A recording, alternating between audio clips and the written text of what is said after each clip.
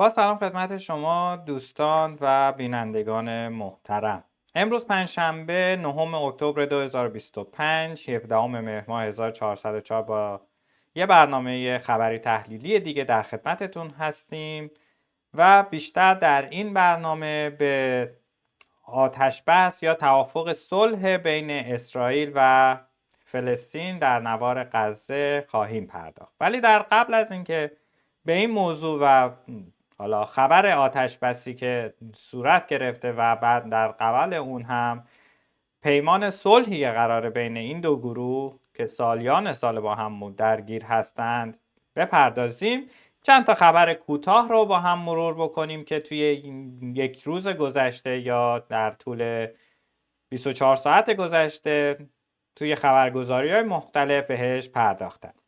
موضوع اولی که میخوام بهش بپردازم موضوع انفجاری بود که در جویبار مازندران اتفاق افتاد در شب گذشته و یک خانه دوباره منفجر شد در این منطقه و تعدادی کشته و زخمی شدن که جمهوری اسلامی طبق معمول همیشه اعلام کرد که این انفجار به خاطر نشت گاز بوده و 4 نفر مصدوم داشته این حادثه که این 4 نفر به بیمارستان منتقل شدن، ولی باز هم اعلام نکرد که این افراد چه کسانی هستند و چه افرادی در اون منزل ساکن بودند. و باز هم طبق روال همیشگی جمهوری اسلامی لاپوشونی ها و اخبار ضد و نقیضی که از این حوادث در میاد نشون دهنده اینه که واقعیت چیزی نیست که حکومت تلاش میکنه که به جامعه القا بکنه. ولی موضوع بعدی هم که باز هم توی چند روز گذشته حالا شاهدش بودیم، اول که یک سری خبرها در توسط شبکه‌هایی که وابسته به جمهوری اسلامی و رژیم جمهوری اسلامی هستن منتشر شده در رابطه با قراردادی که حالا بین روسیه و جمهوری اسلامی برای خرید سوخو 35 هواپیمای جنگنده نسل 4.5 روسی به جمهوری اسلامی که گفتن بالغ بر 5-6 میلیارد ارزش این قرارداد هست و حالا چون و چراها و صحبت‌هایی که پیرامون اون شده. اول که ممکنه همچین قراردادی بسته شده باشه که این پول به روسیه پرداخت بشه، ولی آیا قرار هست که این هواپیماها به جمهوری اسلامی تحویل داده بشن یا خیر؟ موضوعیه که اتفاق نخواهد افتاد، حداقل تا زمانی که تحریم‌های اسنپ بک و تحریم‌های سازمان‌های بین‌المللی از جمله شورای امنیت بر علیه جمهوری اسلامی وجود داره و هر کشوری رو ممنوع میکنه خرید و فروش سلاح با جمهوری اسلامی، چه موشکی، چه تسلیحاتی، چه نظامی، هیچ سلاح و موشک و هواپیما و هیچ تجهیزاتی به جمهوری اسلامی فروخته نخواهد شد و تحویل داده نخواهد شد. حالا اگرم پولش رو بگیرن ولی تحویل داده نخواهد شد تا زمانی که این تحریم ها وجود داره. حالا ممکنه روزی اگر تحریم ها برداشته بشه این تجهیزات به جمهوری اسلامی تحویل داده بشه، ولی تا زمانی که تحریم های اسنپ بک وجود دارن و در درون ایالات متحده آمریکا دولتی مثل دولت ترامپ روی کار هست که کاملا و سفت و سخت روی تحریم ها تکیه کرده و آنها را اجرایی می کند، هیچ کشوری قادر نخواهد بود حتی یک فشنگ به جمهوری اسلامی تحویل بدهد. ولی این پروازهایی که حالا میگن هواپیمای ترابری بین روسیه و پایگاه هوایی نوژه یا پایگاه هوایی همدان که همون پایگاه هوایی نوژه هست در حال صورت دادن هست در روزهای گذشته، این به این معنا نیست که حتما جمهوری اسلامی در حال ورود تجهیزات به درون خاک ایران، زیرا این پایگاه هوایی سال هاست که در اختیار روسیه است. پرسنلش، راهبریش و کاربردهایی که در اتفاقاتی که توی اون پایگاه میفته کاملا از دست جمهوری اسلامی کاملا خارجه. این پایگاه کاملا در اختیار روسیه و نیروی هوایی روسیه است و اگر هم هواپیمای ترابری در این پایگاه فرود بیاد به این منزله نیست که حتما برای جمهوری اسلامی تجهیزاتی رو وارد منطقه کرده. ممکنه حتی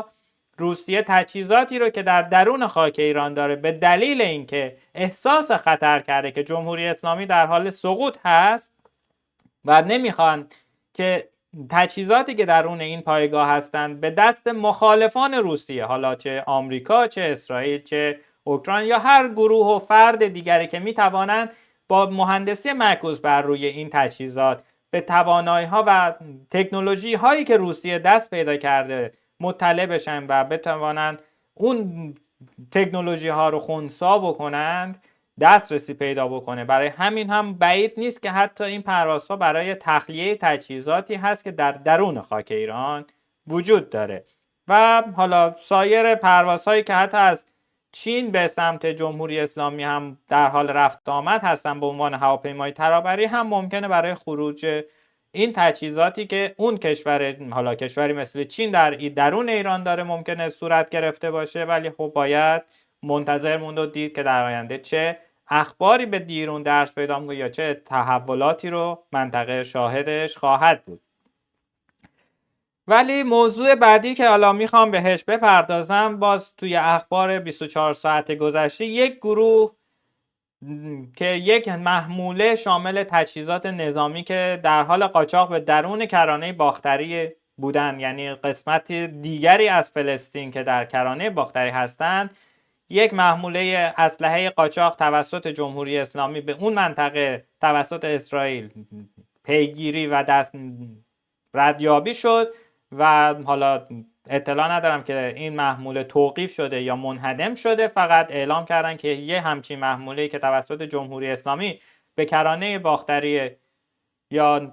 در درون خاک اسرائیل منتقل شده بود، برای فلسطینیانی که در درون کرانه باختری هستند توقیف یا منهدم شده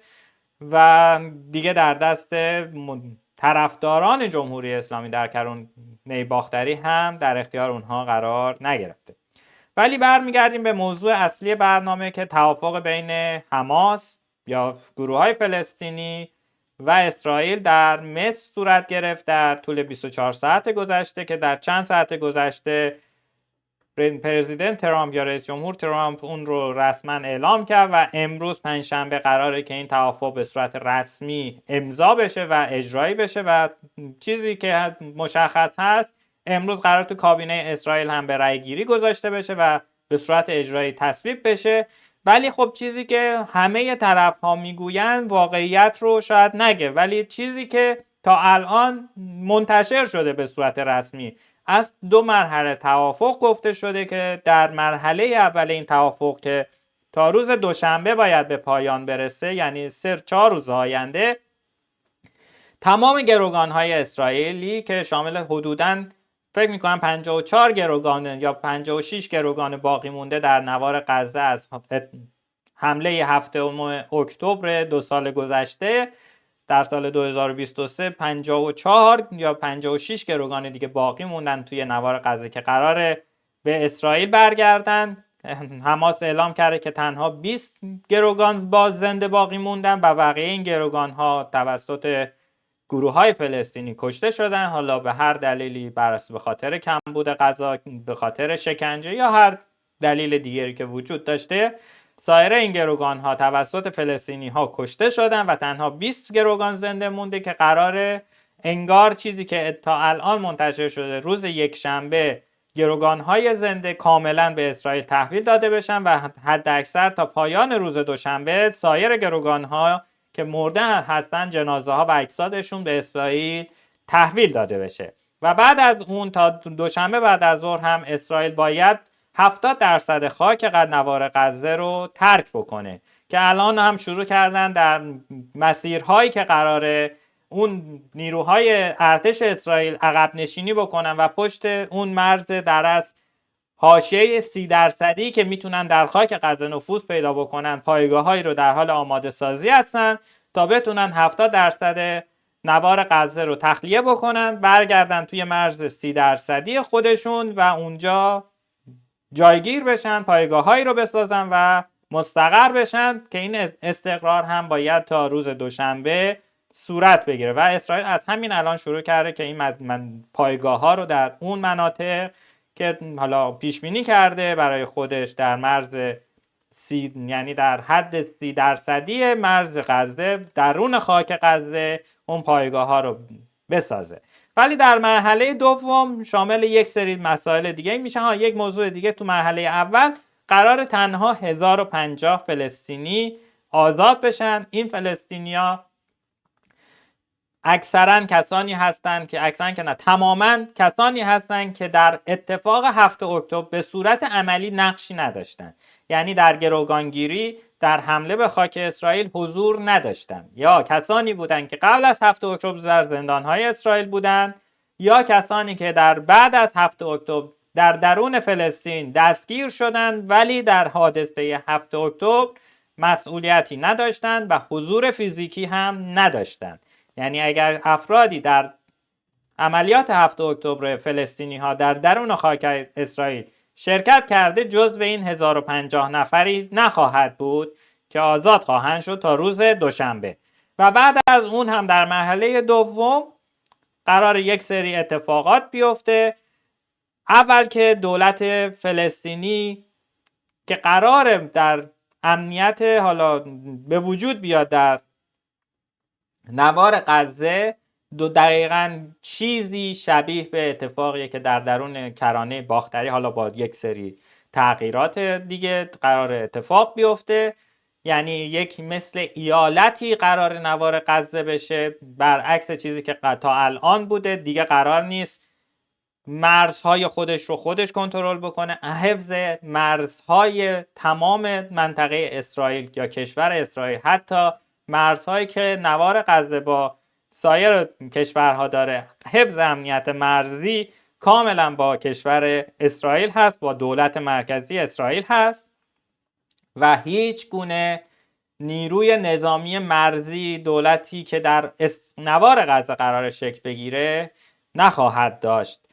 و هیچ مرزی هم، کنترل مرزی هم با اسرائیل هم حتی اونها نخواهند داشت و کاملا اسرائیل آزاد هست که درون اون منطقه تردد داشته باشه و حفظ امنیت مرزی و ساختاری کشور باریکه، حالا کشور نه، باریکه غزه با کشور و مدیریت مرکزی اسرائیل است.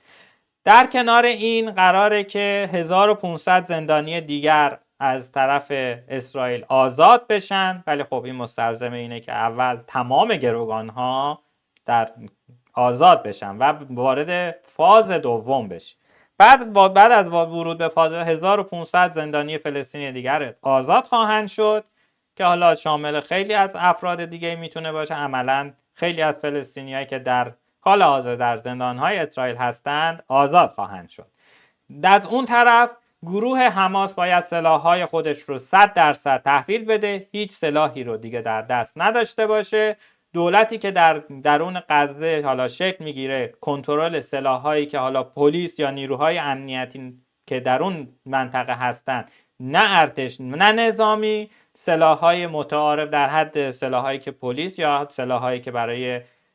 امنیت منطقه مورد استفاده قرار میگیرن، سلاح‌های سبک، در اختیار اون دولتی که کنترل غزه رو داره و حالا پلیس یا کسانی که زیر نظر اون افراد هستند قابل حمل هستند که حماس جز اون افراد نیست. حماس کاملا باید خلع سلاح بشه و تمام افرادی که عضو حماس هستند و حاضر نیستند که با اسرائیل وارد صلح بشن و اسرائیل رو به رسمیت بشناسن و این توافق صلح رو به رسمیت بشناسن، باید از نوار غزه خارج بشن. اسرائیل باید بهشون اجازه بده که خارج بشن، ولی اگر که خارج نشن، اسرائیل همون جوری که با حزب الله در لبنان داره توی این چند ماه گذشته برخورد کرده و مسئولین حزب الله در هر جای مورد حمله اسرائیل قرار میگن بدون اینکه دولت لبنان مداخله بکنه، همچین اتفاقی قرار هست که بیفته برای کسانی که در درون نوار غزه از حماس یا هر گروه تندروی فلسطینی که مخالف این آتش بس و این توافق بین فلسطین و در اصل فلسطینیان نوار غزه و اسرائیل هست،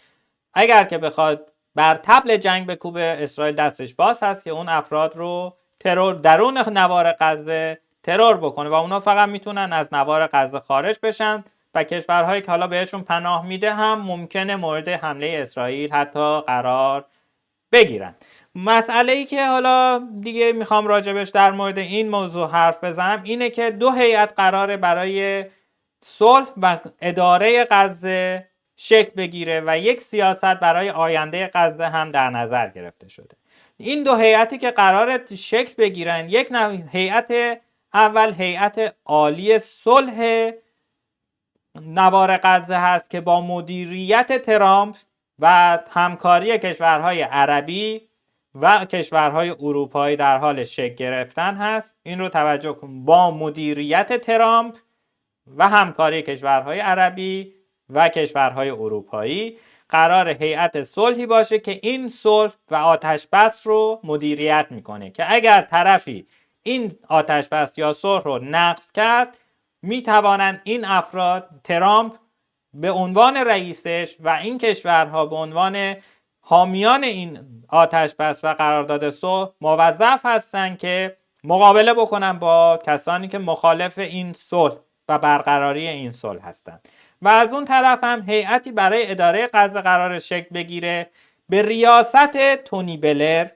نخست وزیر سابق انگلستان که حالا فکر کنم دوستان عزیز با اسمش آشنا باشن. قراره این هیئت به ریاست یا مدیریت تونی بلر برگزار بشه با همکاری کشورهای باز عربی و کشورهای اروپایی که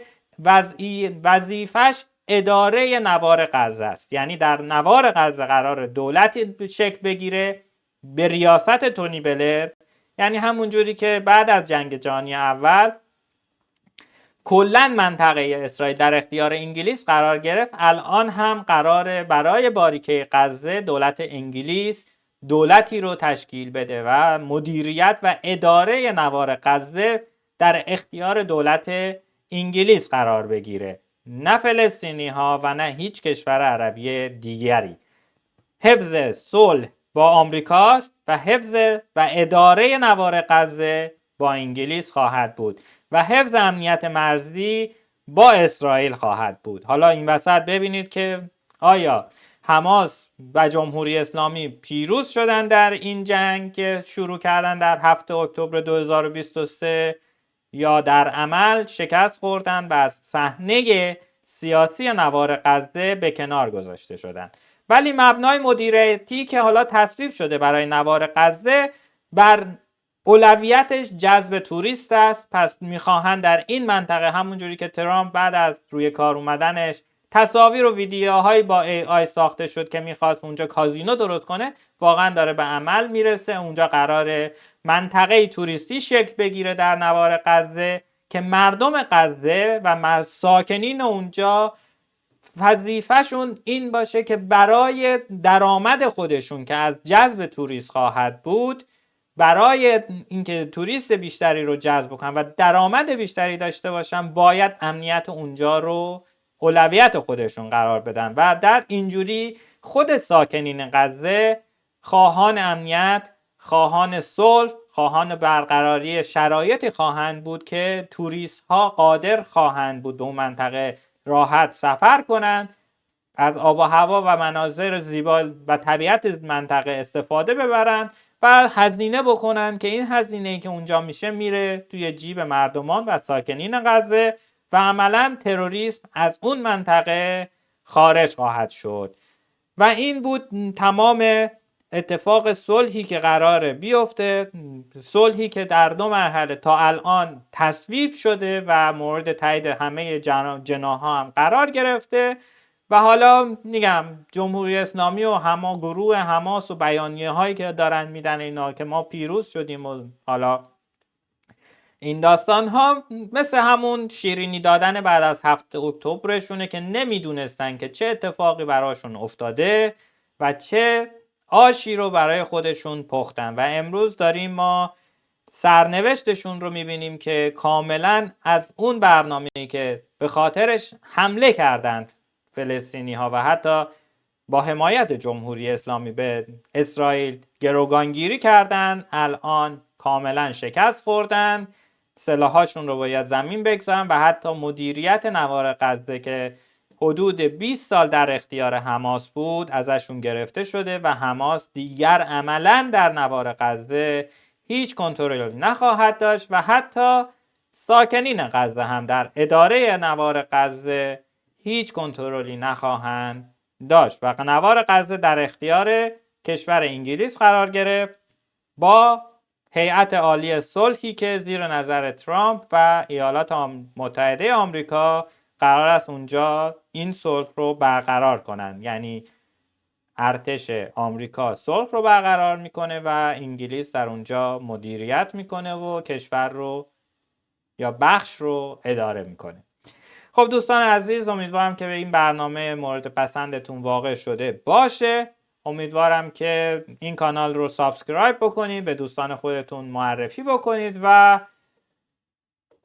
منو در این راه حمایت بکنید. امیدوارم که روز خوبی رو داشته باشین تا اینجا و براتون بهترین ها رو آرزو میکنم. فعلا خداحافظ.